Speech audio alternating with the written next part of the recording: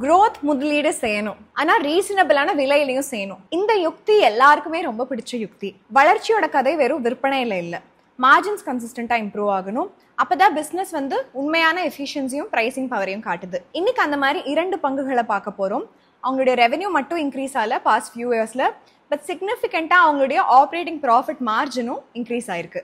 இந்த trend sustain ஆகுமா இல்ல இது ஜஸ்ட் ஒரு சைக்ளிக்கல் அப்டிக்கா அப்படிங்கறத தான் பார்க்க போறோம்.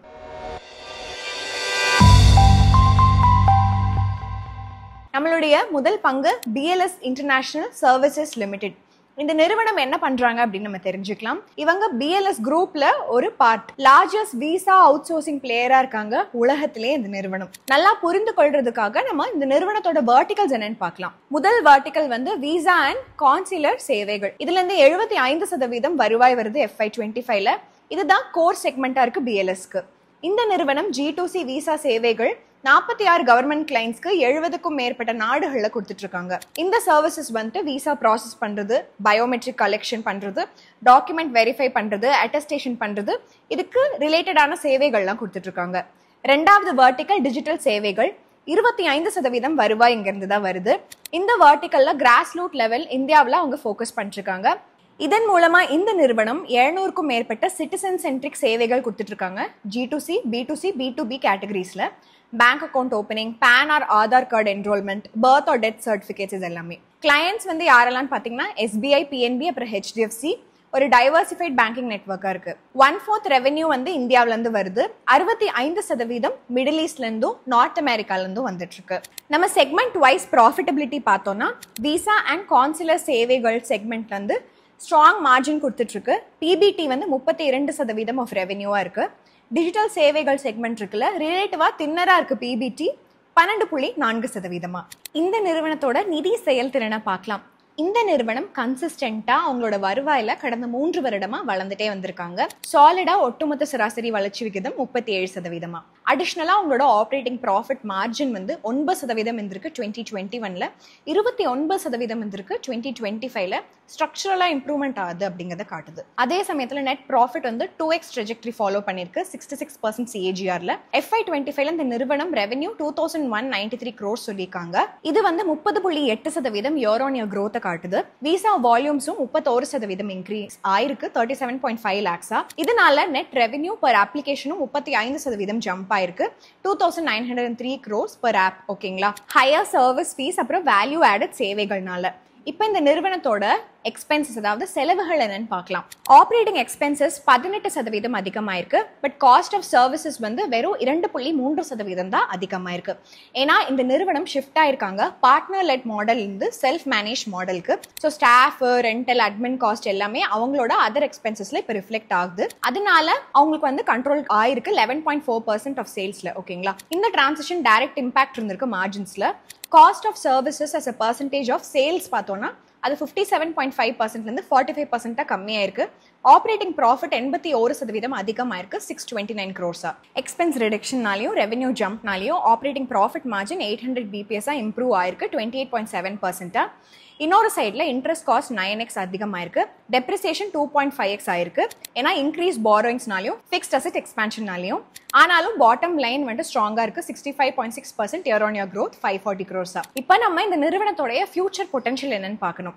growth outlook பார்க்கலாம். இந்த நிறுவனத்தோட போட்டியாளர்கள் யாரெல்லாம் பார்க்கலாம். Global visa outsourcing market ரேப்பிடா க்ரோ ஆயிட்டே இருக்கு. CAGR 14%. இது 71,000 கோடியா இருக்கும் 2028ல அப்படின்னு எதிர்பார்க்கப்படுது. அதே சமயத்துல நம்ம குளோபல் டூரிசம் இண்டஸ்ட்ரி பார்த்தோம்னா இது 5.5% CAGRல எக்ஸ்பேண்ட் ஆயிட்டே இருக்கு. எஸ்டிமேட் USD 18.4 trillion இருக்கு 2032ல. டைரக்டா இந்த விசா அப்ளிகேஷன் வால்யூம்ஸ் சப்போர்ட் பண்ணுது. லாங் டேர்ம் அவுட்லுக் இந்த டிராவல் இண்டஸ்ட்ரிக்கு ரொம்பவே பலமா இருக்கு அடுத்த 20 வருடங்களுக்கு. டிமாண்ட் 42,000 ஏர்கிராஃப்ட் ப்ரொஜெக்ட் பண்ணப்படுது. இது ஒரு கிளியர் சிக்னலா இருக்கு சஸ்டெயின்டா வளருதுன்ட்டு. விசா அவுட் சோர்சிங் ஒரு நீஷ், நிறைய என்ட்ரி பேரியர் இருக்கு இந்த மார்க்கெட்ல. 40% விசா ப்ராசஸிங் தான் கரண்டா அவுட் சோர்ஸ் பண்றாங்க. 22% தான் இருந்தது 2010ல. 2.6 பில்லியன் ரூபீஸ் இண்டஸ்ட்ரியில BFS வந்து 50 to 55% ஷேர் வச்சிருக்காங்க. BLS அதுக்கப்புறம் TLS கான்டாக்ட் வந்து 10 to 15% மார்க்கெட் ஷேர் வச்சிருக்காங்க. பிரசன்டா இது ஒரு சிக்னிஃபிகண்ட் ஆப்பர்ச்சுனிட்டியா இருக்கு இந்த நிறுவனத்துக்கு. எஸ்பெஷலா கன்சல்டேட்ஸ் வந்து அவுட் சோர்ஸ் பண்றாங்க காஸ்ட் எஃபிஷியன்சிக்காக. மேனேஜ்மெண்ட் என்ன ஸ்டேட் பண்ணியிருக்காங்கன்னா அவங்க 15லேருந்து 20% ஆனுவல் வளர்ச்சி மெயின்டைன் பண்ண போறாங்கன்னு சொல்லிட்டு ஃபார்மல் கைடன்ஸ் எதுவும் இதுக்கு ப்ரொவைட் பண்ணல. சரி, இந்த வளர்ச்சிக்கு என்னெல்லாம் டிரைவர்ஸ் இருக்குன்னு பார்க்கலாம். யுக்தியா அக்விசிஷன்ஸ் பண்ணிக்காங்க, ஐடேட்டா, சிட்டிசன்ஷிப் இன்வெஸ்ட், அப்புறம் ஆடி ஃபிடலிஸ். இது வந்து எக்ஸ்பேண்ட் பண்ணும் இவங்களோட ஜியோகிராஃபிக்கல் ஃபுட் பிரிண்ட்டை, அப்புறம் புது வருவாய் கூட்டிட்டு வரும் உள்ள. குளோபல் பிட்டிங் மொமெண்டமும் ரொம்பவே பலமா இருக்கு. டெண்டர்ஸ் வந்துட்டு 8500 crores வரைக்கும் ரினிவல் இருக்கு நெக்ஸ்ட் 12 to 18 monthsக்கு. இன்க்ரீசிங் ஃபோக்கஸ் இருக்கு டிஜிட்டலாக எக்ஸ்பேண்ட் பண்ணுறதுக்கு, புது டச் பாயிண்ட்ஸ் ஆட் பண்ணுறதுக்கும், value added offerings like bank, insurance, citizen சேவைகள், இந்த விசா தவிர கொடுக்கறதுக்கும். இப்போ இந்த நிறுவனத்தோட பேலன்ஸ் ஷீட்டை பற்றி நம்ம பார்க்கலாம். FY25ல இந்த நிறுவனத்தோட அசெட் டர்ன் ஓவர் ரேஷியோ அப்ராக்சிமேட்டாக 9.7x, அதாவது 9.7 rupees ரெவென்யூ ஜென்ரேட் பண்ணிக்கு ஃபார் 1 rupee ஆஃப் அசெட் பேஸ்க்கு. இந்த எஃபிஷியன்சி ஏன் பாசிபிள்னா எல்லா விசா அப்ளிகேஷன் சென்டர்ஸும் வந்து லீஸில் ஆப்ரேட் பண்ணாங்க. கம்பெனி எந்த ஃபிசிக்கல் ஆசட்ஸும் ஓன் பண்ணுறது இல்லை. ஸோ கேபிட்டல் ரிக்வயர்மெண்ட்ஸ் கம்மியாக இருக்குது. FY25ல கம்பெனியோட பாரோயிங்ஸ் வந்து 31 crores-லேருந்து 359 crores அதிகமாக இருக்குது. மேசிவ் இன்க்ரீஸ் இருக்குது அப்ராக்சிமேட்டாக 11x. அதாவது லாங் டேர்ம் பாரோயிங்ஸ் இன்க்ரீஸ் ஆயிருக்கு 0 rupees-லேருந்து 180 crores. நிறுவனம் வந்து அவங்களுடைய ஆக்விசிஷன் எக்ஸ்பான்ஷன் பிளான்ஸ்க்கு ஃபண்டிங்காக பண்ணுறாங்கன்னு தெரிய வருது. அடிஷனல் லீஸ் லயபிலிட்டிஸ் வந்து 5x அதிகமாக இருக்குது 31 crores-லேருந்து 155 crores. ப்ரைமரியாக வந்து ரைட் டு யூஸ் அசட்ஸ்னால இதனால transition to a self manage model வந்து குளோபலாக அவங்க பண்ணிட்டு இருக்காங்க. லயபிலிட்டிஸ் பார்த்தோம்னா பாரோயிங்ஸ் வந்து 12.7% டோட்டல் பேலன்ஸ் ஷீட்டில் இருக்குது. நம்ம மார்க்கெட் கேப் கூட கம்பேர் பண்ணோம்னா இது ஜஸ்ட் 2% தான். அதாவது கம்பெனியோடைய ஓவரால் ஃபினான்ஷியல் ரிஸ்க் கொஞ்சம் கண்ட்ரோல்டாக இருக்குன்னு நமக்கு தெரிய வருது. இப்போ கேஷ் ஃப்ளோ என்னன்னு பார்க்கலாம். ஆல்தோ இந்த நிறுவனத்தோட நெட் கேஷ் ஃப்ளோ FY25ல 131 crores இருந்தாலும் கம்பெனியோட கேஷ் ஃப்ளோ ஃப்ரம் ஆப்ரேஷன் சிக்னிஃபிகண்டாக இன்க்ரீஸ் ஆயிருக்கு. 185 கோடியிலேருந்து 829 கோடியா 4.5x ஜம்ப் ஓவர் இருக்கு 3 yearsல 67% CAGR. மெயின் ரீசன் இந்த வளர்ச்சிக்கு வந்து ப்ராஃபிட் ஃப்ரம் ஆப்ரேஷன்ஸ் வந்து 144 crores-லேருந்து 702 crores அதே பீரியட்ல இன்க்ரீஸ் ஆயிருக்கு. இது ஒரு ஸ்ட்ராங்கஸ்ட் இண்டிகேட்டராக இருக்கு. அதாவது CFO to net profit ratio கன்சிஸ்டண்டாக 1க்கு மேலே இருந்திருக்கு. FY24ல 1.07, 1.53 FY25ல இருக்கு. அதாவது நிறுவனம் அதிகமாக கேஷ் வந்து அதனுடைய நெட் ப்ராஃபிட்ஸ் கூட கம்பேர் பண்ணும்போது ஜென்ரேட் பண்றாங்கிறதா அர்த்தம். ROCE வந்து 33% அதிகமாக இருக்கு, 31% இருக்கு FY23ல. முக்கியமாக எந்த விஷயம் இந்த இடத்துல பார்க்கணும்னா கன்சிஸ்டண்டாக இது வந்து 30%க்கு மேலே இருந்திருக்கு கடந்த 3 வருடங்களா அப்படிங்கிறத தான் பார்க்கணும். ஹையர் கேபிட்டல் எம்ப்ளாய் பண்ணியிருந்தாலும் பிரைமரியா ரைசிங் ப்ராஃபிட்ஸ்னால அப்படின்னு நம்ம சொல்லலாம். ஆடட் டெப்ட் ஸ்ட்ரக்சருக்கு அப்புறமாவும் இப்படி இருந்திருக்கு. சவால்களை பேசலாம். மேஜர் சவால் வந்து கான்ட்ராக்ட் டிபெண்டன்சி. இந்த நிறுவனத்துடைய கான்ட்ராக்ட்ஸ் வந்து டெண்டர் பேஸ்டாக இருக்கு. அது எல்லாமே ரெனியூவலுக்கு வரும். அந்த கான்ட்ராக்ட்ஸ் இந்த ரெனியூவல் வர கான்ட்ராக்ட்ஸோட வர்த் வந்து 8500 crores. மேனேஜ்மெண்ட் வந்து ஒரு பைப்லைன் நல்லாவே இருக்கு. ட்ராக் ரெக்கார்ட்ஸ் பலமாக இருக்குது. ஆனால் இந்த ஃபிகர் 4x இருக்குது கரண்ட் ரெவென்யூவில். ஸோ நேச்சுரலாக எக்ஸிக்யூஷன் ரிஸ்க் வந்து ரொம்பவே அதிகமாக இருக்குன்னு நம்ம சொல்லலாம். அடிஷ்னலாக சீசனாலிட்டி இருக்குது இந்த விசா பிஸ்னஸில். சில குவார்ட்டர்ஸில் டிமாண்ட் வந்து அதிகமாகும் டூரிசம் பொலிட்டிக்கல் சேஞ்சஸ்னால. சில குவார்ட்டர்ஸில் ரொம்பவே ஸ்லோவாகும். இந்த நிறுவனம் வந்து நல்லாவே மேனேஜ் பண்ணிக்காங்க. கன்சிஸ்டன்ட் க்ரோத் வந்து இந்த வாலட்டிலிட்டி இருந்தாலும் டெலிவர் பண்றதுக்கு. அதுக்கும் மேல இந்த நிறுவனம் வந்து நிறைய ஆக்விசிஷன்ஸ் பண்ணிக்காங்க ரீசன்ட் குவார்ட்டர்ஸ்ல. இன்டகிரேஷன்ஸ் வந்து ஃபெயில் ஆச்சு இல்ல எக்ஸ்பெக்டட் சினர்ஜி வந்து தரல அப்படின்னா நெகட்டிவா இந்த நிறுவனத்துடைய செயல்திறன்ல இது வந்து ரிஃப்ளெக்ட் ஆகும். அடுத்ததான் நம்ம பார்க்க போற நிறுவனம் வந்து மசகான் டாக் ஷிப் பில்டர்ஸ். இந்த நிறுவனம் 1774ல எஸ்டாப்ளிஷ் பண்ணப்பட்ட நிறுவனம். மும்பை பேஸ்ட் நிறுவனமா இருக்காங்க. இந்தியாவுடைய ஓல்டஸ்ட் அப்புறம் ஸ்ட்ராட்டஜிக்கலி மோஸ்ட் இம்பார்ட்டன்ட் ஷிப்யார்டா இருக்காங்க உலகத்திலேயே. இதுதான் ஒரே ஷிப்யார்டு இந்தியாவில் நவரத்னா ஸ்டேட்டஸ் வந்து வாங்கிருக்கு. சிம்பிளிஃபை பண்ணணும்னா இந்த நிறுவனம் 800 வார்ஷிப்ஸ், சப்மரீன்ஸ், கமர்ஷியல் ஷிப்ஸ் இந்த மாதிரி எல்லாமே பில்ட் பண்ணிக்காங்க. இந்த நிறுவனத்துடைய ஆப்ரேஷன்ஸ் வந்து 2 பிரைமரி செக்மெண்ட்டாக நம்ம டிவைட் பண்ணிக்கலாம். முதல் விஷயம் ஷிப் பில்டிங். இதில் வந்து construction and repair of commercial vessels இருக்கும். அது மட்டும் இல்லாமல் ரீஃபிட்டிங் ஆஃப் நேவல் ஷிப்ஸும் பண்ணிட்டு இருக்காங்க. அப்புறமா submarine and heavy engineering second segment. இந்த செக்மெண்ட்ல பில்டு பண்றது, ரிப்பேர் பண்றது, ரீஃபிட்டிங் பண்றது, டீசல் எலக்ட்ரிக் சப்மரைன்ஸ்லாம் பண்ணிட்டு இருக்காங்க. இந்த நிறுவனம் வந்து ஆப்ரேட்டிங் செக்மெண்ட் வைஸ் தனித்தனியாக டிஸ்க்ளோஷர்ஸ் அதோட ஃபினான்ஷியல்ஸ் பற்றி கொடுக்கறது இல்லை. அதாவது ரெவென்யூ மார்ஜின் பிரேக்கப் வந்து நமக்கு பப்ளிக்காக அவைலபிளாக இல்லை இது தனித்தனியாக. சரி, நிதி செயல்திறனை பார்க்கலாம். இந்த நிறுவனம் சாலிடாக விற்பனை CAGR 26% கடந்த 3 வருடத்துல கொடுத்திருக்காங்க. அடிஷனலா March 2021 to 2025 operating profit margin வந்து 6%லிருந்து 18% அதிகமாயிருக்கு. ஆப்ரேட்டிங் எக்ஸ்பென்சஸ் வந்து 16.4% அதிகமாயிருக்கு. காஸ்ட் ஆஃப் மெட்டீரியல் கன்சியூம்ட் வந்து 10.8% கம்மியாயிருக்கு. 4530 கோடியா. டைரக்டா இந்த மார்ஜின்ஸ் பெனிஃபிட் காட்சி இருக்கு. Cost of material as a percentage of sales வந்து 1404 BPS ட்ராப் ஆயிருக்கு. வெறும் 39.6% தான். ஆப்ரேட்டிங் ப்ராஃபிட் மார்ஜின் 306 BPS அதிகமாயிருக்கு. 18.0%. ஸ்லைட்டா 20% ரிடக்ஷன் இருக்கு. இன்ட்ரெஸ்ட் காஸ்ட், ஹையஸ்ட் டிப்ரிசியேஷன் இருந்தாலும் நெட் ப்ராஃபிட் வந்து 24.6% அதிகமாயிருக்கு. 2414 crores.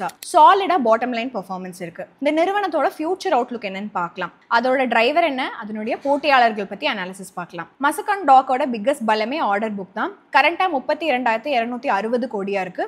24,000 கோடி ரெவென்யூ வந்து அடுத்த 2 வருடத்துல வரும்னு எதிர்பார்க்கலாம். இன்ட்ரெஸ்டிங்கா கடந்த 2 வருடங்கள்ல ஆர்டர் புக் கிராஜுவலா டிக்ரீஸ் ஆயிருக்கு. 39,117 crores இருந்து 32,260 crores. பட் இந்த ரிடக்ஷன் வந்து சேல்ஸ் எக்ஸிகியூஷன் அப்படின்னு சொல்லிட்டு ஃப்ரேம் பண்ணிக்காங்க. பேலன்ஸ் ஷீட்லயும் அதே ட்ரெண்ட் நம்ம பார்க்கலாம். FY25ல இன்வென்ட்ரிஸ் 5,728 crores இருந்து 4,537 crores கம்மியா இருக்கு. அப்ராக்சிமேட்டா 21% ட்ராப் ஆயிருக்கு. ஸோ பெட்டர் இன்வென்ட்ரி பிளானிங் இந்த நிறுவனத்துக்கு வேணும்னு காட்டுது. நிறுவனத்தோட சிம்பிள் அண்ட் ஸ்ட்ராட்டஜிக் அப்ரோச் வந்து procurement and supply negotiations finalise பண்றாங்க. ப்ராஜெக்ட் வந்து ஸ்டார்ட் ஆகும்போது டெலிவரி வந்து ஸ்டாகர் பண்றாங்க. ஏன்னா இன்வென்ட்ரி லெவல்ஸ் வந்து கண்ட்ரோலா இல்லாததுனால அப்புறம் காஸ்ட் வந்து மினிமல் பண்ணுங்கிறதுக்காக நிறைய ரா மெட்டீரியல் காஸ்ட் வந்து ஏர்லியாவே லாக் இன் பண்ணிடுறாங்க.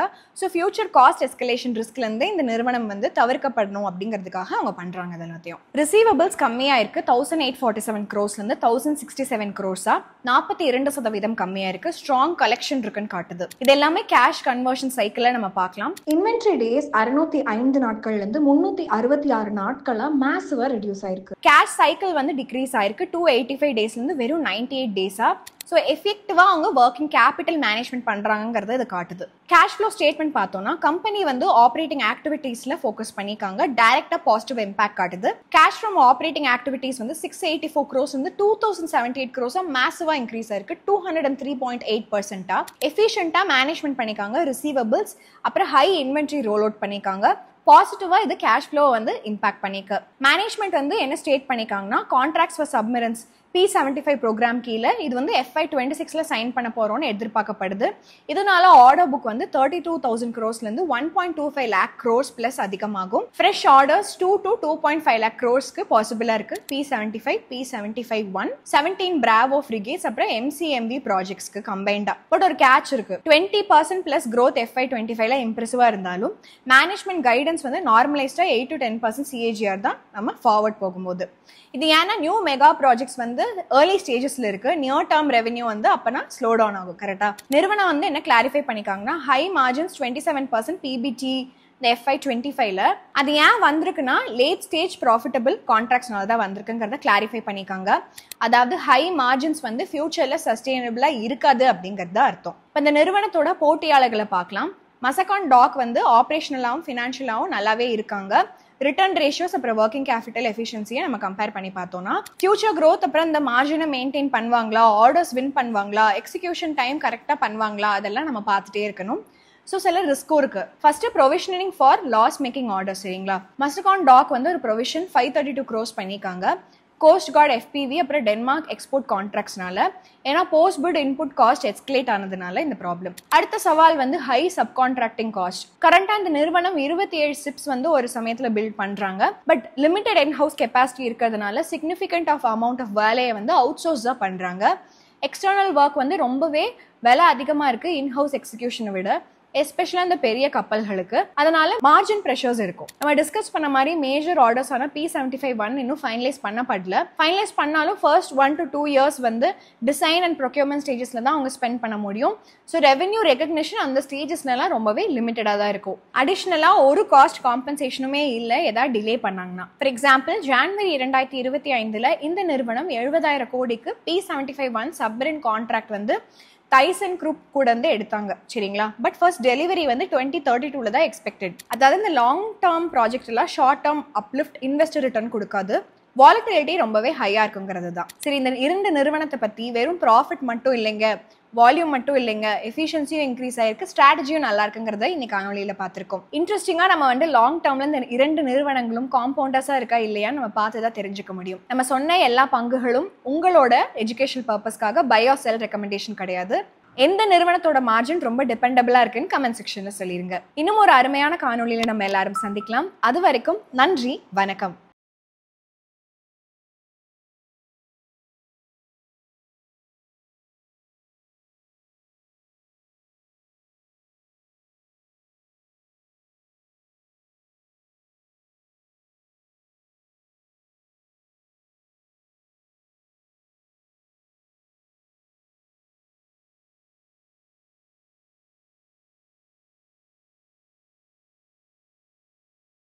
Investment in securities market are subject to market risks. Read all the related documents carefully before investing. Please read the risk disclosure documents carefully before investing in equity shares, derivatives, mutual fund, and or other instruments traded on the stock exchanges.